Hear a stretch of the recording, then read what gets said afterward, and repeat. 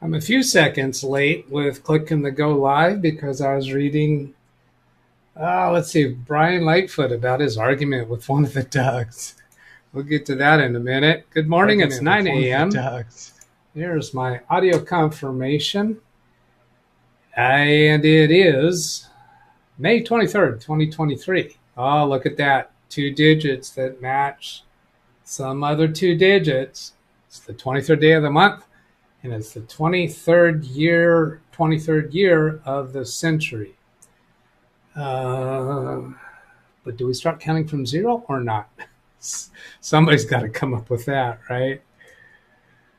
I do have chat popped out. So let's go see what's going on over here in chat. Brian Lightfoot. What? You didn't tell me there would be math involved in this show. Now it's referring to the trailer that plays before the show. Those of you who are watching live right now probably all know that there was a trailer and it had to do with math.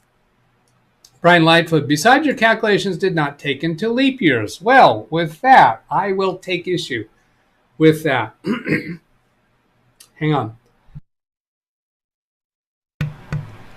I did not make any acknowledgement of leap years, but leap years do not make a difference to this. But my error is worse than that because every year has February. My calculations did not take into account that in February, there is usually not going to be 4 weeks that are candidates. Because when I was saying that Monday had to be a date from 1 to 27, that's not true for February. Because if Monday starts with 27 or 26 or 25, then the Friday of that week is not going to be in that month. So February's usually are only going to have 3 weeks that qualify. So that was the error there. Dennis says it's Doug math. So it's not math Doug.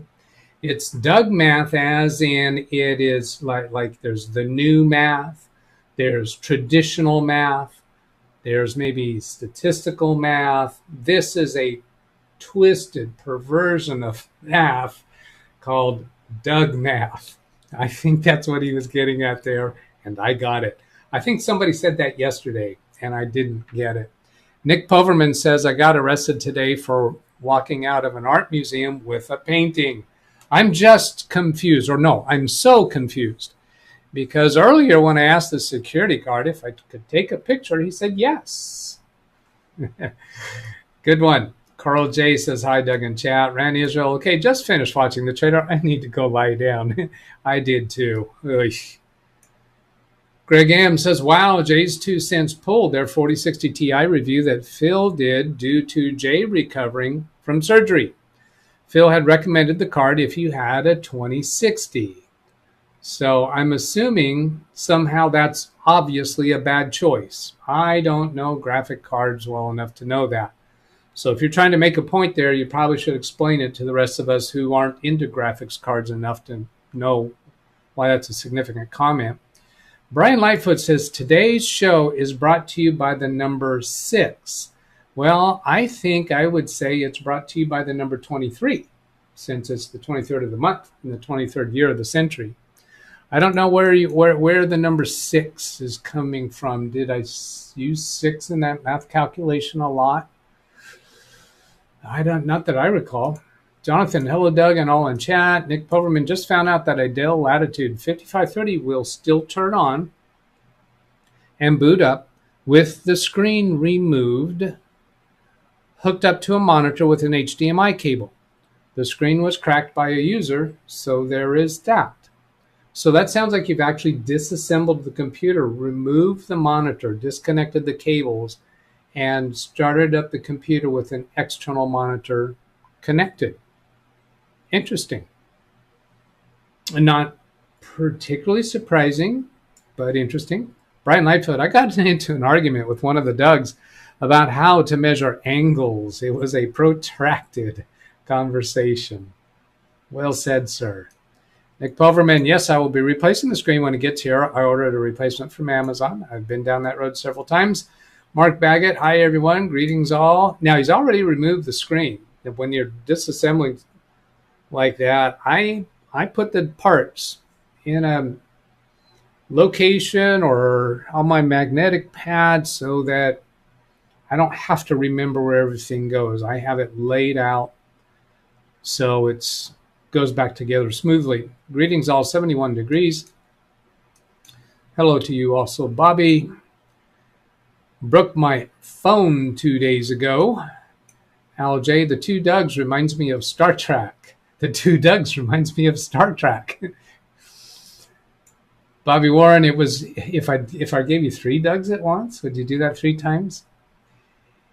It was in rain. I put it in rice. It helped. Oh, his phone broke his phone. It was in the rain. I put it in rice. That helped. John Williams. Good morning, everyone. You too, Doug Avatar. Dennis. Yes, I coined the phrase Doug Math yesterday. Oh, so it was Dennis that said that yesterday. I kind of suspected it might have been. Hellos. Good to see you. Sam Lazar, hello. I put them in a container and I took pictures. Oh, that's what he did for the parts. Yeah, pictures. That's a great way to do it too. And more than what you think you might need, because sometimes you wind up saying when you're putting it back together, oh, wait a minute, I didn't really pay attention to that piece. And make sure you have enough pictures that you can go find that part or how that part of the computer was looking. Lawn Dog, it is great. You have an area where you can take something hard. Unfortunately for me, that is problematic. All my desks are covered with computer stuff. It is great. You have an area where you can take something hard, unfortunately. Okay, so he's referring, take something apart. Yeah, I was referring to not have enough space to keep things. A bowl of rice for Bobby Warren. Was it cooked rice? Was it white rice? Was it wheat rice? Ay, jeez. Why would he ask that? Now, so let's go look at some stuff here from yesterday's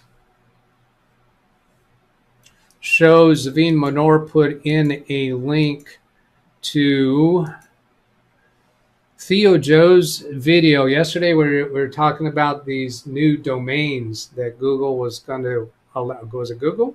Yeah, Google did something with the .zip and the other one, the 2 top-level domain names. I watched his video, and I said before I like Theo Joe, just good stuff. But I take issue with a couple things on the video. Not really issue with it, but I want to redirect the conversation because he talks about ways to identify these hazardous links, and there were 2 things that came up there. First, this @ symbol thing. I didn't know about that. Now that is not specific to .zip or what was the other thing? I don't know. The 2 top-level domain names. This @ sign is not specific to those.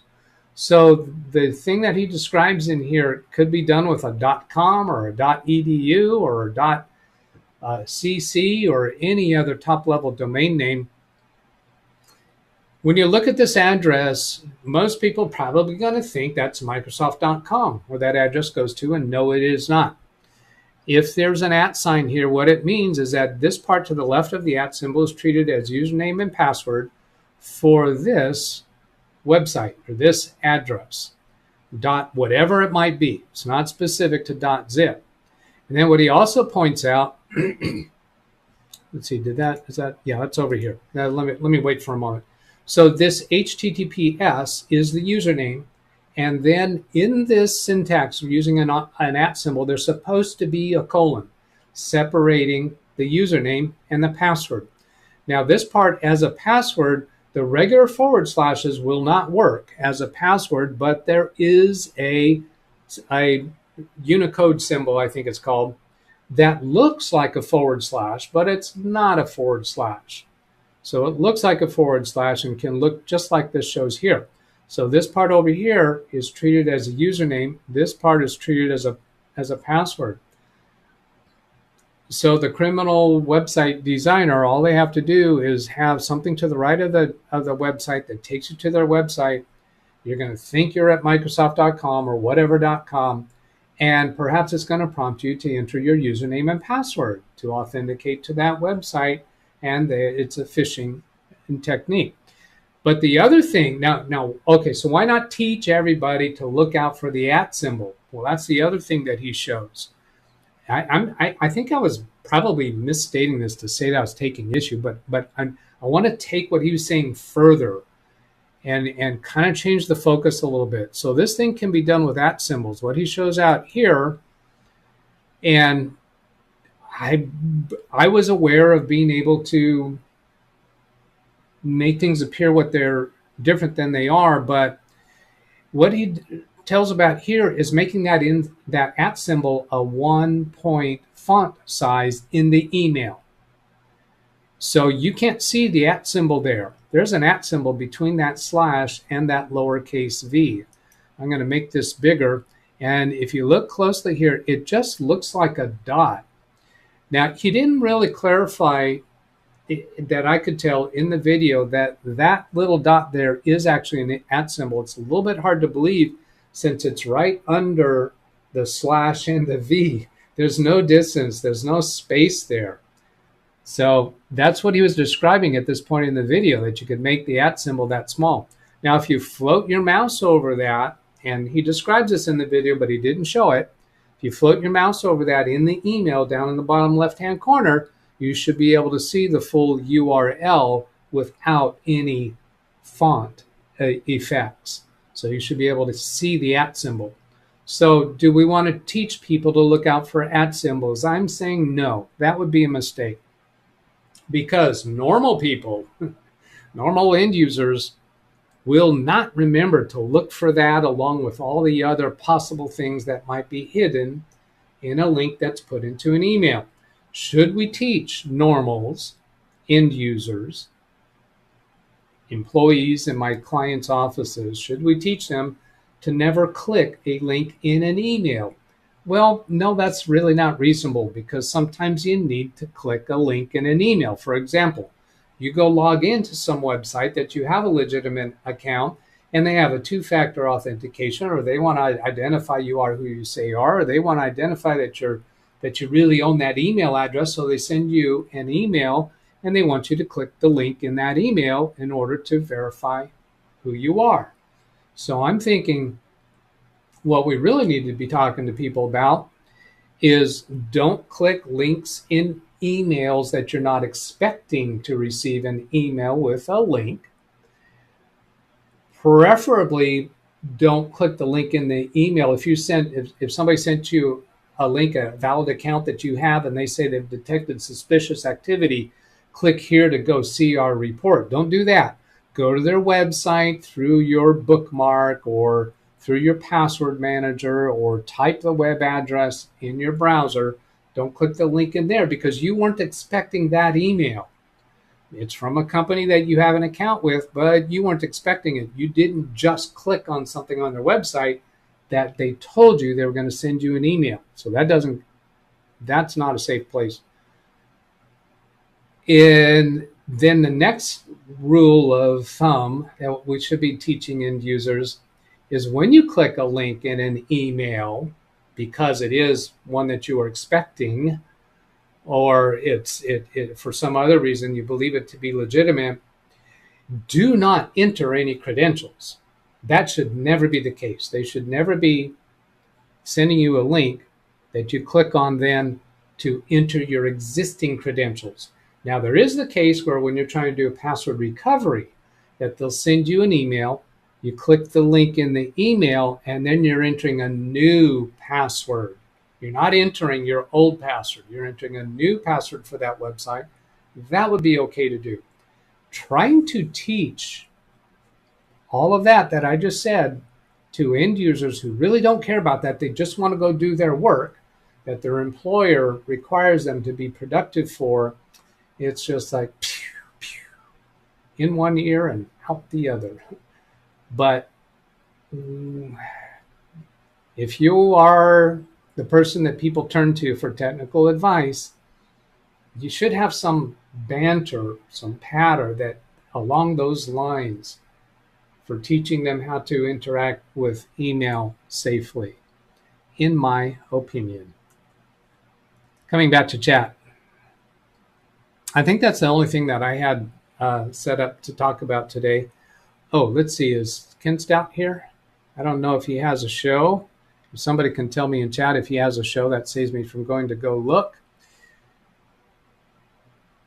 Let's get back up to where I was. Greg M. Sorry to say rice does not help. Yeah, that's why I kind of hesitated a little bit when yeah. Corrosion is the killer of phones. You need to remove the battery and thoroughly dry out that phone. I agree with that. People that put it into rice and say that it helped, how do you know that helped?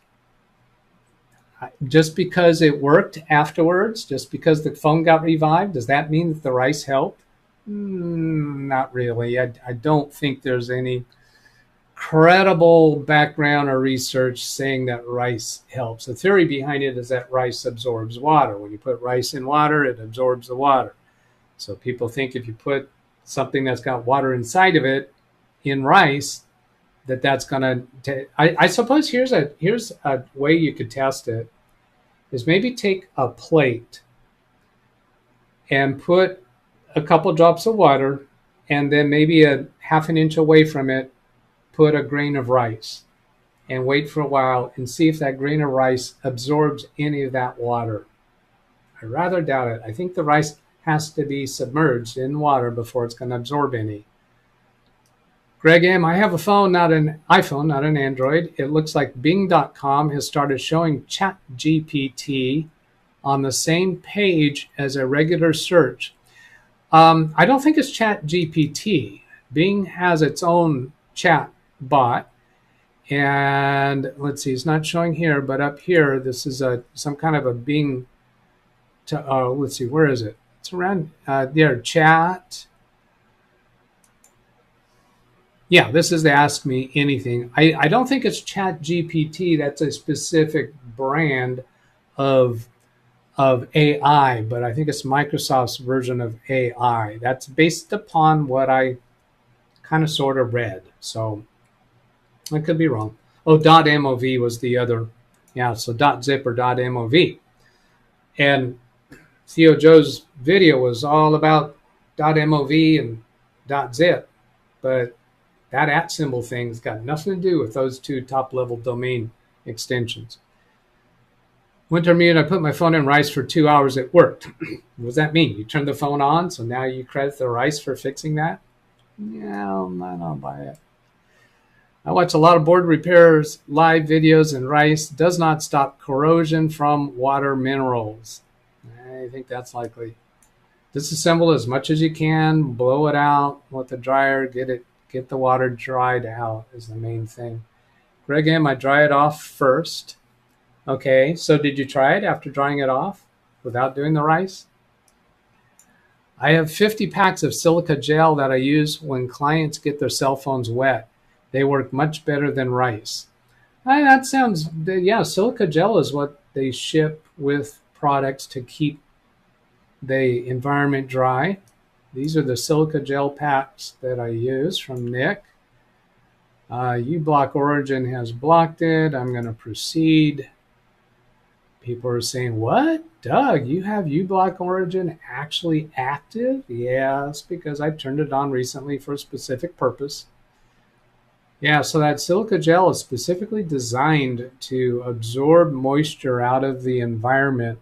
Will it actually absorb water drops? Or is it just moisture content in the air that it's after? I don't know. I don't know the science behind it.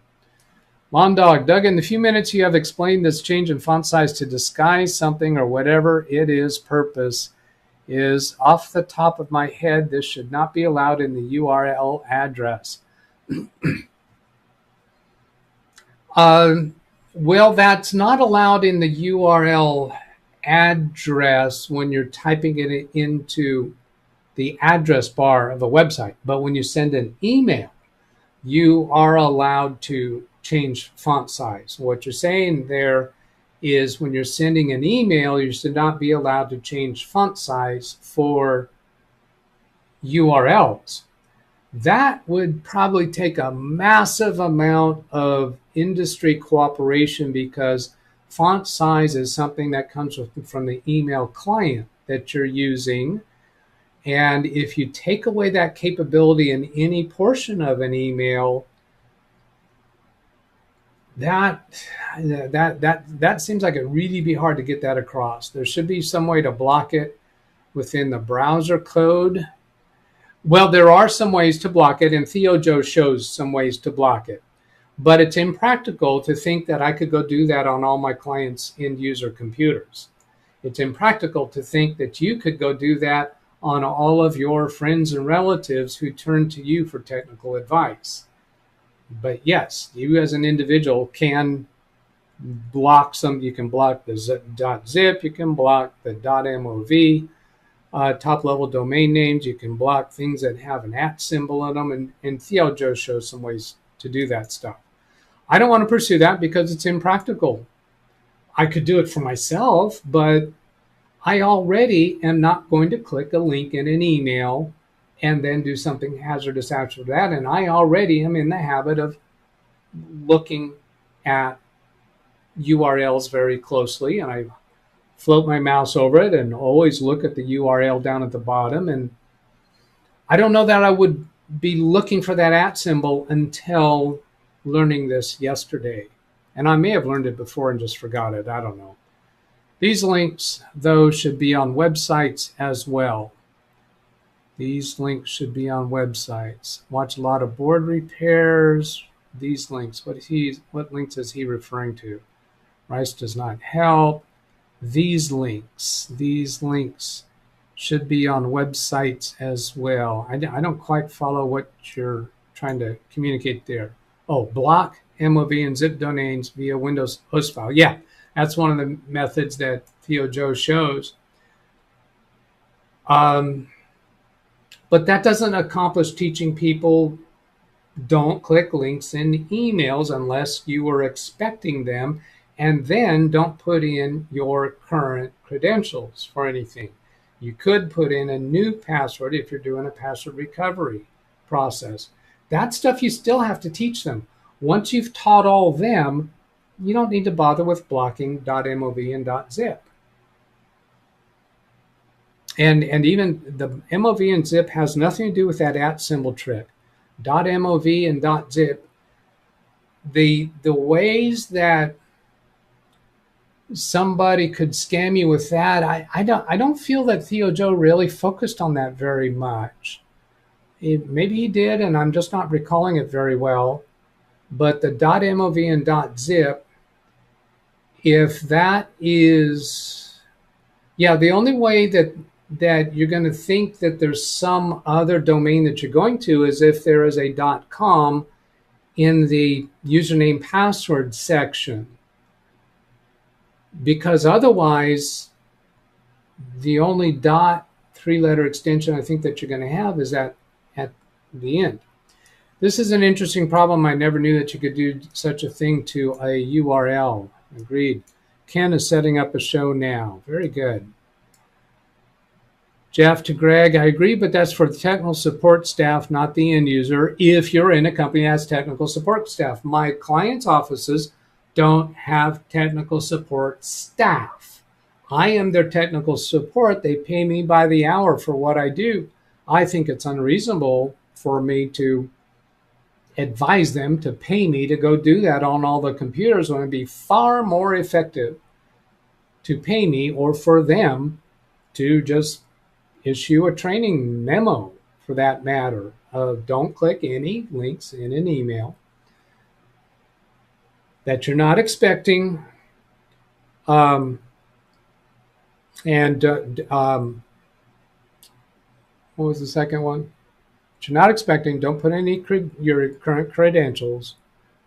And there was something else I said there, but I forgot. Ran Israel on dog. Address bar contains unformatted text. Now, actually, technical staff. If you got a company that has technical staff, they're probably going to put something into their firewall to deal with that, or in their policies. Group policies is an easy way for them to accomplish that. Ran Israel to Londog. The address bar contains unformatted text, so it's no issue in the address bar, correct. The problem is a link in the text itself, in the email, that can be formatted to the writer's desire. That's the whole foundation of our WYSIWYG emails. I don't think it's feasible to take that away for URLs. We use a state of New Jersey website that give our users a link, and they do have to put in credentials. Leave it to the state of New Jersey for that. Are they expecting that email? Well, it could be that the state sends this email unsolicited, unexpected, wanting them to click the link and put in credentials. Yeah, so here's the other thing. Instead of clicking on the link in the email, couldn't they go to the website and log in directly? Because that was my second portion of that rule. Don't click on a link in an email that you're not expecting. If you get a link that you're not expecting and you think it's legitimate, go to the website by putting the address in the address bar, or clicking your bookmark or favorite, or using your password manager to get there. Don't do it through the link in the email. And then don't put in your current credentials. So Nick, this one that you're saying, when somebody gets that email, couldn't they just go to that website directly without clicking the link in the email? Because if the bad guys, if the phishing criminals suspect that somebody at that email address would have an account on that New Jersey website, they could randomly send an email with a link to their phishing website and get them to enter their credentials. So I'm looking over here to see if Nick has responded to my question there. I don't see it. Rick Lakes, hello everyone. I'm like that rabbit in Alice in Wonderland. I'm late. That's from Jim. On Dog to Rand, good point. This issue really needs to be looked at. I'm going to go get Ken Stout's show scheduled as a redirect. He should have completed that by now. Search videos from other channels. There it is. Daily Da Vinci. And that's an upcoming live stream. Tuesday with a twist, he calls it. I'm going to go look at the orange items. Let's see. Last place I was at was at 9:16. So I'll jump to the orange. I leave the phone in silica gel for a day, not just a few hours. The links can be put on website. See, I'd rather blow the thing out. Disassemble it, blow it out, get the water dry quickly. I'm reluctant to let it take a long time for relying on the gel to pull the water out. Another explanation I've seen is that the water can be hidden in little crevices where if you're using anything to try to draw the water out, it might not be complete. And then if you turn it on while there's still moisture in there, yeah, you got a little bit of risk there. The links can be put on websites as well that use the tricks Theo Joe showed. They're not just in emails. Yes, absolutely. If the criminals have hacked into a website, which happens way more often, I think, than people would suspect, they can put links on websites that are very tricky to get people to go off to a wrong site. So that's another training point. Now, what is the hazard? There's the drive-by infections is a type of infection where you just go to a website, don't click on anything, and they can infect you. But usually with those, as I've read the details of those on occasion, there's other circumstances that have to be true. You know, a computer that's not up to date with Windows patches and probably some other vulnerabilities. I can't speak to that off the top of my head because I don't have that research fresh in my head. And then going to the next orange, you're correct. Microsoft is using a form of Chat GPT, but not Chat GPT itself, right? And actually, my new favorite, Chat GPT, we know is from September of 2021. My new favorite is Perplexity AI because it has very, very recent. It appears that it does fresh web searches when it comes up with its conclusions. So that is my new favorite. All right, I'm going to go ahead and send you off to Ken, and I will read through the rest of the chat comments that I didn't hit there. There's my email address again, and I'm going to make a quick bounce out of here, Ken. Heads up. Ending stream. 3, 2, 1.